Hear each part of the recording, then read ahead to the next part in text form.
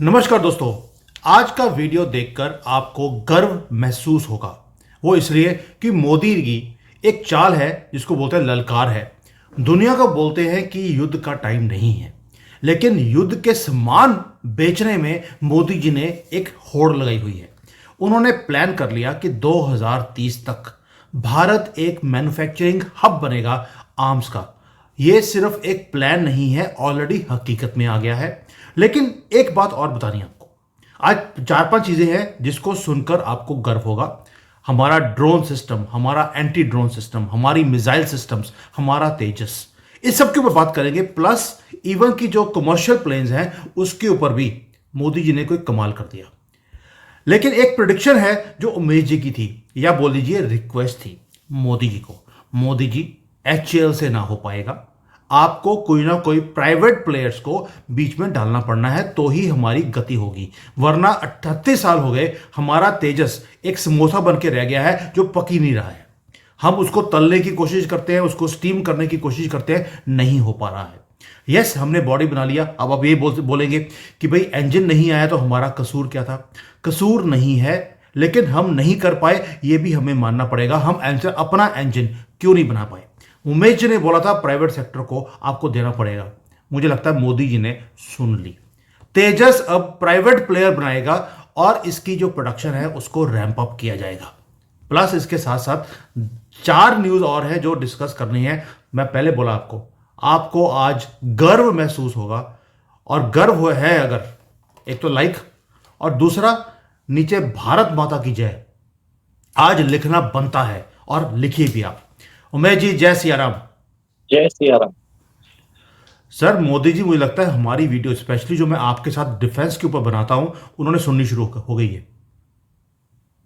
Sir, आपकी बात सही है। जैसे अभी कुछ दिन पहले आईएएफ के चीफ ने बोला था कि पिछले बहुत सालों से कम 40 एयरक्राफ्ट भी अ, अ, हिंदुस्तान एरोनॉटिक्स लिमिटेड तेजस के डिलीवर नहीं कर पाए। और आज भारत के पास 36 प्लेन है तेजस के, वो भी बहुत ही बेसिक वेरिएंट के हैं। अभी हमने एडिशनल ऑर्डर दिया था 83 का, फिर उसके बाद 97 एडिशनल ऑर्डर दिया, 180 प्लेन पाइपलाइन में। मेरे हिसाब से 24 प्लेन की कैपेसिटी है। और अभी जिस हिसाब से आपने बताया है कि 2027 तक 30 प्लेन करेंगे, सर मैं अभी भी खुश नहीं हूँ। We need at least 50 plane by 2026, और बाई 2027-28 तक 75 plane we have to aim for it. Sir जब तक हम ये काम नहीं करेंगे तब तक काम नहीं होगा। और एक चीज है, आपकी बात सही भी है कि इंजन हमारे पास है नहीं, जी हमको देगा नहीं इतनी जल्दी। और इस साल भी बोला है कि 9 से 10 इंजन ही देने वाला है। तो एक तरह से कहीं ना कहीं काम चालू हो जाएगा। हमने कावेरी पे टेस्टिंग चालू कर दी है, और जिस दिन कावेरी में हमको परफेक्शन आ जाएगा, आप ये देखेंगे साफरान है, रोल्स रॉयस है, जीई है, सब लोग अपना technology transfer, localisation, production, component sourcing, intellectual property right सब देना चालू कर देंगे। तो अब क्या है, हमें अपना काम कर कावेरी इंजन 2.0 के ऊपर काम करना, और उसको टाइमलाइन के साथ करना बहुत जरूरी है। गवर्नमेंट ने एक कमेटी भी बनाई है इसके ऊपर, ठीक है। तो कमेटी बनाने से कुछ होगा नहीं। अब क्या एग्जीक्यूशन टाइमलाइन के साथ बताओ कि सर आप कितने दिनों में करोगे। और अगर नहीं करते हो, उन जो भी बाबू है उन लोगों को लात मार के निकालिए, क्योंकि we can not sir allow अभी Indian tax payer money to be wasted for their own convenience. Sir अभी जो है मोदी जी ने खुद लगाम पकड़ ली है इसकी। एवरी डे की रिपोर्टिंग है कि कहां तक पहुंचा। इसीलिए जो प्राइवेट सेक्टर है जिसमें टाटा सबसे आगे है उसको आगे निकाल दिया है मार्केट में कि तेजस के पार्ट्स या तेजस आप बनाना शुरू कर दीजिए।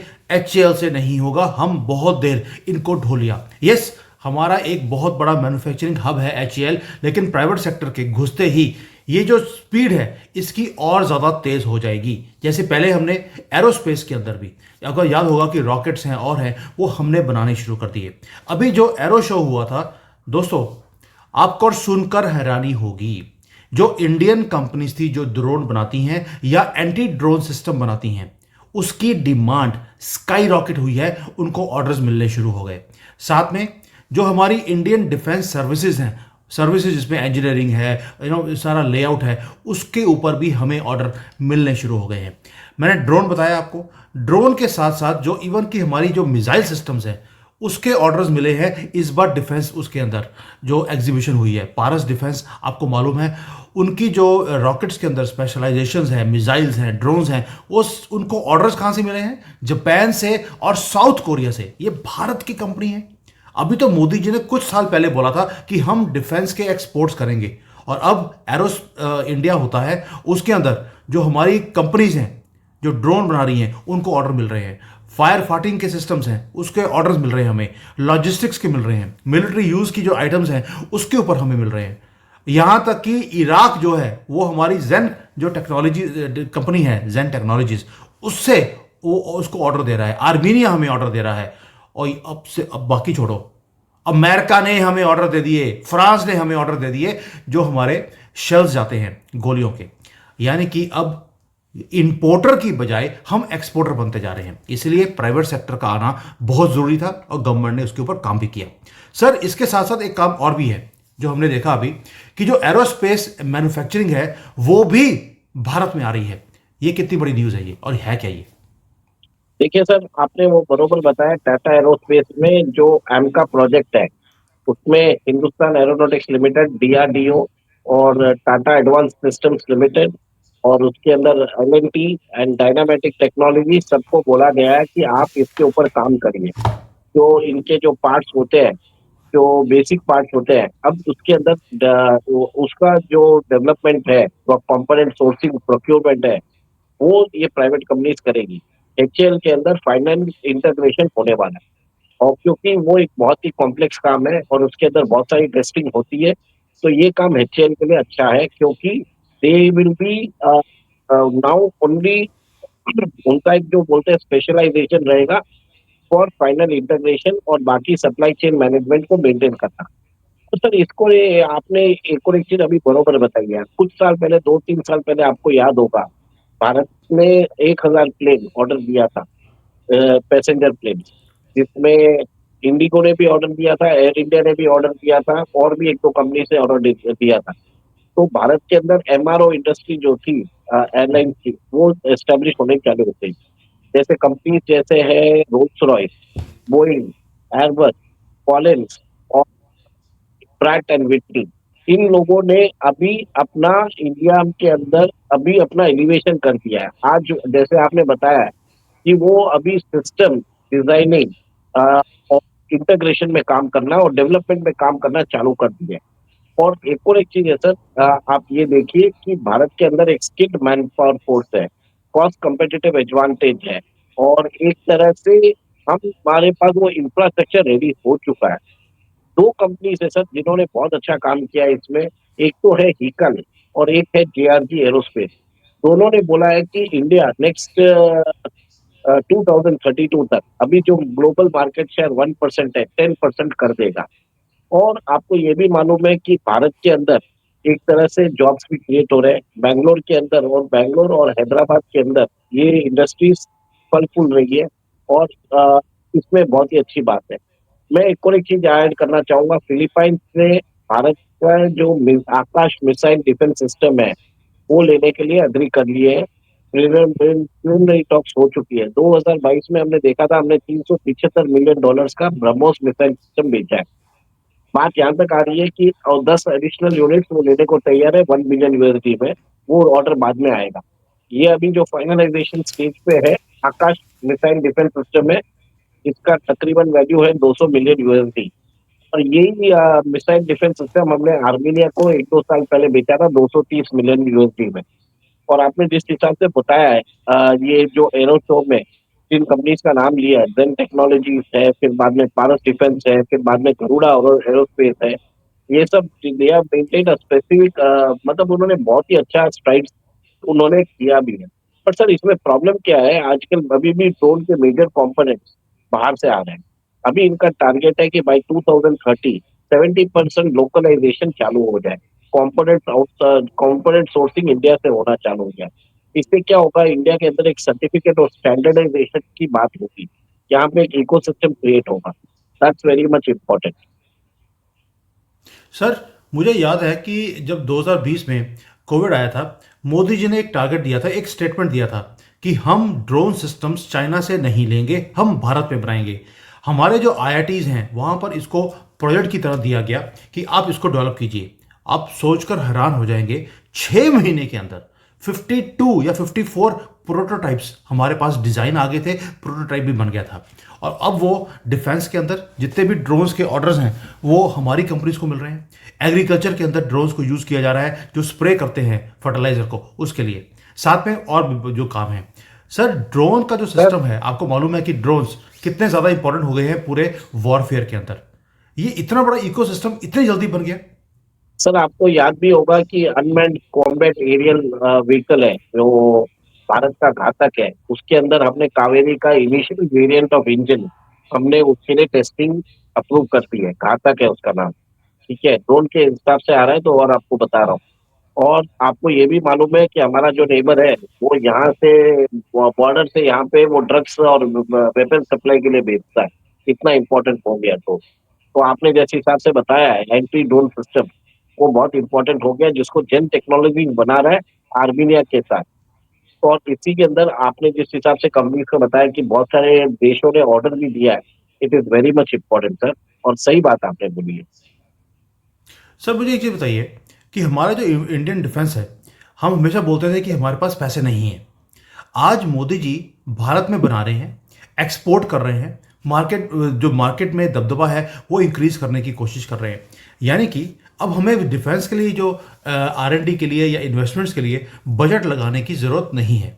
हम यहाँ पर बनाएंगे, बनाकर दुनिया को एक्सपोर्ट करेंगे, जो प्रॉफिट कमाएंगे उसी को री इन्वेस्ट कर हम R&D के ऊपर काम कर सकते हैं।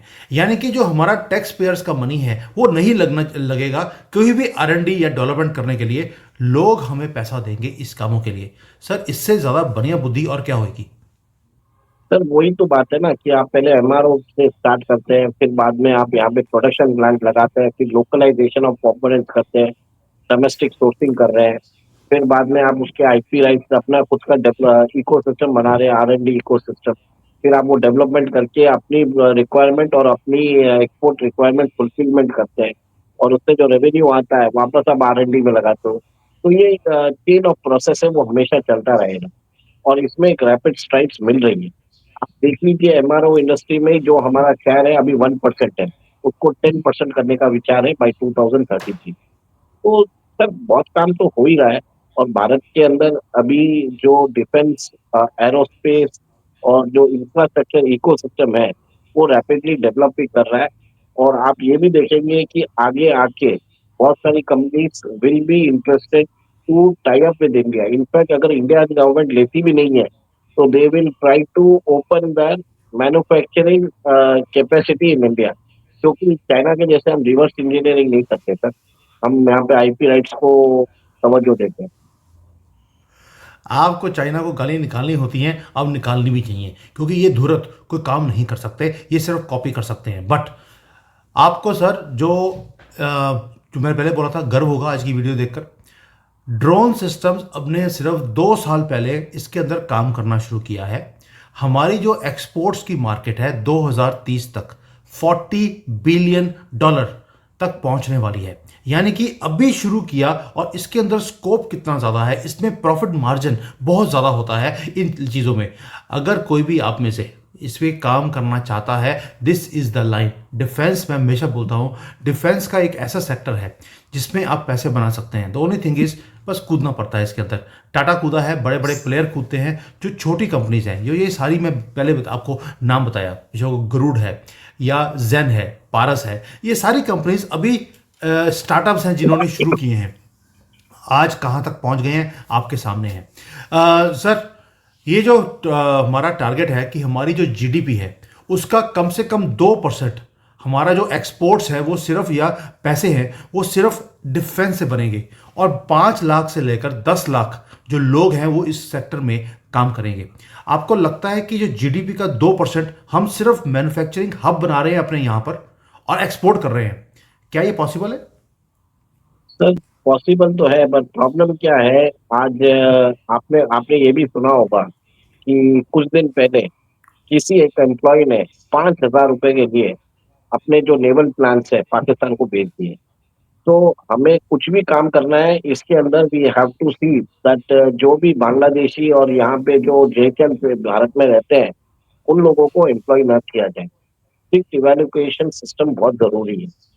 ये इंडस्ट्री ग्रो कर रही है बट इसमें सेफगार्ड भी लगाना बहुत जरूरी है। Defence is very critical for our nation और यहाँ पे we need to establish a surveillance agency on all defence facilities in India. जितने भी एम्प्लॉयज हैं उनके ऊपर स्नूपिंग करिए, उनके को चेक करते रहिए। इंटेलिजेंस एजेंसी को ये सब करना जरूरी है ताकि एक डर बैठा रहे। सर डर रहेगा तो ये काम भी करेंगे और प्राइम मिनिस्टर को डायरेक्टली और प्राइम मिनिस्टर को डायरेक्टली डिफेंस अपने हाथ में लेना ही पड़ेगा।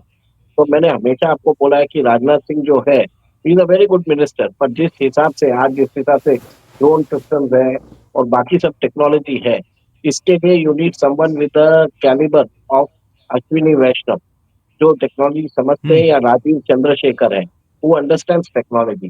जब तक एक टेक्नोक्रेट को नहीं बैठाएंगे you will not have an ecosystem. जो आप बोल रहे हैं 2% ऑफ जीडीपी, सिर्फ नंबर्स रह जाएंगे सर।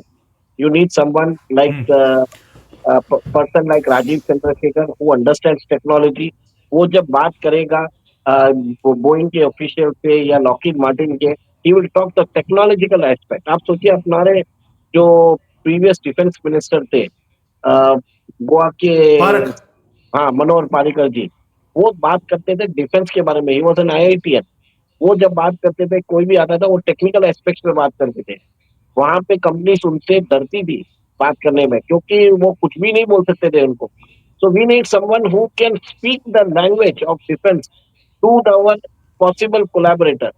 तब आपसे वो डरेंगे भी। और आपने जो ये हॉच पॉच क्रिएट किया है जी में इंजन का प्रोक्योरमेंट में, वो होगा नहीं। कहीं ना कहीं सर उसमें इंजन प्रोक्योरमेंट में कोई ना कोई बाबू ने, डिफेंस प्रोडक्शन काउंसिल ने, किसी न किसी ने तो कुछ हॉच पॉच एग्रीमेंट किया होगा, नहीं तो प्रॉब्लम जनरली नहीं आते हैं सर। और बात छुपाई जा रही है। तो कहीं ना कहीं अकाउंटेबिलिटी फिक्स करिए। नहीं काम करते हैं तो उनको निकालिए, वो बहुत जरूरी है। हम सिर्फ बात करते हैं, we don't fix the accountability. Right now we need to hmm. Fix the accountability. और जैसे यूएस के अंदर डीओजी बनाता है, भारत के अंदर भी बनाना जरूरी है। और जो काम नहीं करता है उसको निकालना जरूरी है। बस इतना ही बोलूंगा सर। सर अमेरिका ने डीओजी बना दिया जिसको बोलते हैं दोगे। और यहाँ पे बोलते हैं हमारे पास तो 75 साल से दोगे का डिपार्टमेंट है, कितना दोगे। तो इसलिए यहाँ पर ये दोगे वाला सिस्टम नहीं चल सकता। यहाँ पर तो हर चीज़ में है कितना दोगे, जितना दोगे उतना काम हो जाएगा। तो इसलिए यहाँ पर दोगे नहीं बन सकता, यहाँ पे हमें कुछ और ही बनाना पड़ेगा। ये मोदी के ऊपर छोड़ देते हैं। बट जो खुशखबरी ये है कि हमारा डिफेंस सिस्टम अब चल नहीं पड़ा है, उड़ना शुरू हो गया है। तेजस जो बहुत ज़्यादा स्लो था उसके अंदर अब प्राइवेट सेक्टर घुस रहा है। ड्रोन सिस्टम्स हमारे दुनिया में जा रहे हैं, ड्रोन दे रहे हैं तो एंटी ड्रोन सिस्टम भी है, यानी कि ड्रोन हमारा उड़ेगा और दूसरों का हम नीचे गिर देंगे या उसको पकड़कर चलने ही नहीं देंगे। यहाँ पर जो मैन्युफैक्चरिंग है उसके पार्ट्स की वो शुरू हो रही है। हमारा टारगेट 2% ऑफ अवर जीडीपी, यानी कि 2030 तक हमारी जीडीपी $10 ट्रिलियन पहुंचने की उम्मीद है। उसका 2%, आज की जीडीपी का 2% नहीं, $10 ट्रिलियन की 2% का हमारा एक्सपोर्ट का ऑर्डर का हमारा टारगेट है। इसलिए बोल रहा हूं मोदी की ललकार है। और ये मोदी है तो मुमकिन तभी हो रहा है, अगर कोई और होता तो होता ही नहीं। और जब कांग्रेस की गवर्नमेंट थी, जो हमारे इंजीनियर थे जिन्होंने कभी स्पेस टेक्नोलॉजी पे काम किया, डिफेंस पे काम किया, उन्हें या तो मरवा दिया या किसी केस में उनको झूठे केसों में पकड़कर जेलों में डाल दिया कि लंबी तुमने नारायण है। भारत की तरक्की के लिए काम कर लिया। यस, बिल्कुल नारायण जी की ही बात कर रहा हूं कि उनको पकड़कर अंदर कर दिया कि तुमने भारत की तरक्की के लिए काम कर दिया। अगर भारत में बनेगा तो हम घूस कैसे खाएंगे। आपको याद होगा कि सोनिया गांधी ने कमीशन मांगा था एक बार 40%, जब डिफेंस की प्रोक्योरमेंट करनी थी। ये हालत है हमारे पुराने सिस्टम की। और आज ये है कि हम एक्सपोर्ट की बातें बोल रहे हैं, दुनिया हमारे पास आकर हमारा एक्सपोर्ट के लिए हमसे सामान मांग रही है। ऊपर से जो हब बन रहा है MRO, not only for commercial planes but also for ships, navy का जितना सामान है, प्लस फॉर एयरक्राफ्ट्स। ये छोटी बात नहीं है। गन्स हमने बनानी शुरू कर दी है और अभी तो गेम शुरू हुआ है। Sir thank you so much. And before I close, जो सुन रहे हैं, मुझे आपसे एक छोटी सी रिक्वेस्ट और भी है। आप कोई भी ऐसे टॉपिक्स हैं जिसके ऊपर आप वीडियोस सुनना चाहते हैं, please you set a request to us. हम उस टॉपिक्स को कवर करेंगे। मेरा नीचे ईमेल आईडी दिया है, आप मुझे ईमेल कर सकते हैं, कमेंट्स में डाल सकते हैं। तो मैं कमेंट्स में डालेंगे तो भी मैं उसको पढ़कर we will try to make videos on that. बहुत लोग हैं जो मुझे ईमेल्स डालते हैं, एंड टिल नाउ अगर हंड्रेड्स ऑफ ईमेल्स आ रही हैं, मैं रात को लेट बैठकर भी कोशिश करता हूं कि सबका रिप्लाई करूं, और जो आपकी रिक्वेस्ट जिसके ऊपर वीडियोस बनानी चाहिए मैं उनको कवर भी करता हूं। So please keep on, this is a family which we have created. आप मुझे कांटेक्ट कीजिए, मुझे ईमेल्स भेजिए, मैं उसका जवाब, unnecessary thank you hi good morning करने की जरूरत नहीं है। गुड मॉर्निंग मेरी रोज होती है आपके साथ। मुझे आपसे सजेशन चाहिए कि हम कौन से और टॉपिक्स वो हम टच कर सकते हैं। Thank you for joining today and see you soon. Thank you. जय हिंद। जय श्री राम।